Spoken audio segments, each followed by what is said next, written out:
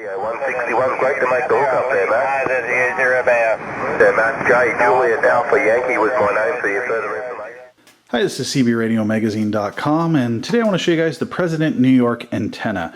I know a lot of people are at home right now, and the world's a little crazy, so I figured I'll get a little content out there. This is something I've had sitting around for a couple of months. It's not a new product. It's been out for a couple of years, and the President New York antenna is what I'd call a stealth antenna. It's very small, very compact. There have been antennas kind of like this historically. There were some that would stick on glass on your back window. There were little antennas that Radio Shack had, very compact, and they were all crap. I mean, the absolute crap. Like, you wouldn't want to even try and use them. So I wasn't real excited when I first saw this, but there's been some reviews out about it, and I thought, well, it actually isn't getting bad reviews, so I'd give it a try. So it's a very modern looking antenna. It is pretty sleek. It's magnet mount. So this is the magnet here. You just stick it right on your vehicle. It has a rubber boot on the bottom, so protect your paint. Coaxial cable on this coax is very small and narrow, as you can see. So you just have to be careful with this. You don't want to, ever have a real sharp bend in it because you could damage it. But it's actually very handy for routing around your vehicle. The antenna itself just screws onto the base piece, so it comes in two pieces. That's how long it is. About 18 inches, very small antenna. It just screws on, and then when you get to the bottom, you'll feel it kind of click into place, and that's it. It is adjustable to the angle, so if you want to have it sticking straight up, you can, or you can angle it like that. Now, obviously, it's always better to use a longer antenna if you can. If you can use a full-size 102-inch whip, that's the best. If you have to use a smaller magnet mount antenna, such as a Wilson 5000 or Serial 5000, those are excellent antennas. I usually recommend those to people. This type of antenna is for people that can't use a bigger one or don't want to for aesthetic purposes on their car. So you could grab something like this. Now, for those of you who are in the hobby a long time, you don't care. You've got a big antenna on your car. You'd rather be able to talk a long ways than really worry about how your vehicle looks. But a lot of people get into the hobby. Looks are important, or if you've got a wife or family member and they want an antenna on their SUV, you want to be able to talk to them, throw a little CB in their car. This is a great option for that. They're not going to go, oh, I don't want that big thing on my car. They're going to look at this and say, oh, yeah, throw that up there, no problem. So that's kind of who this antenna is aimed at. The other thing that this might be useful for would be if you travel. Historically, when I would travel, I'd take a K30, which is a fairly small magnet mount antenna. However, sticking that thing in your luggage is interesting, and security always asks you questions. This is very compact. I would say as a travel antenna, this would be excellent in terms of the size. But the big question everybody's going to wonder is, how does this thing work?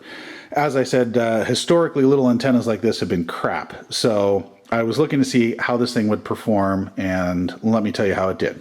So the first thing you should know is this is not a tunable antenna. It comes pre-tuned from the factory for the middle of the CB band. So that means whatever SWR you get wherever you place it on your roof is kind of what you're stuck with. However, I did find by moving it around the roof a little bit, I could get a lower SWR just depending on where it was placed on the roof, how much ground plane it's getting. So that may vary quite a bit from vehicle to vehicle. However, no matter where I put it, the SWR was acceptable. When I got it down to its lowest point, it was a 1.1 on channel 20, 1.4 on channel 1, and around a 1.6, 1.7 on channel 40. So not perfect, not flat across the band the way I'd like it, but with a small compromise antenna like this, that's actually not too bad for usability. So after I got the SWR checked, I took it out for a test against a magnetic mount Wilson 5000 antenna on the SUV.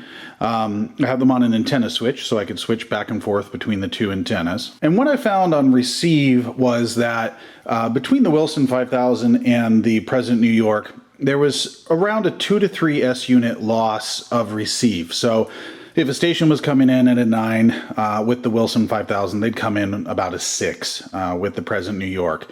And that was pretty much across the board all the way down to 3S units on the Wilson 5000 would mean I could just barely hear someone over the static level on the President New York. Everybody I could hear with the Wilson though, I could pretty much hear with the President New York. In that sense, the receive was pretty good.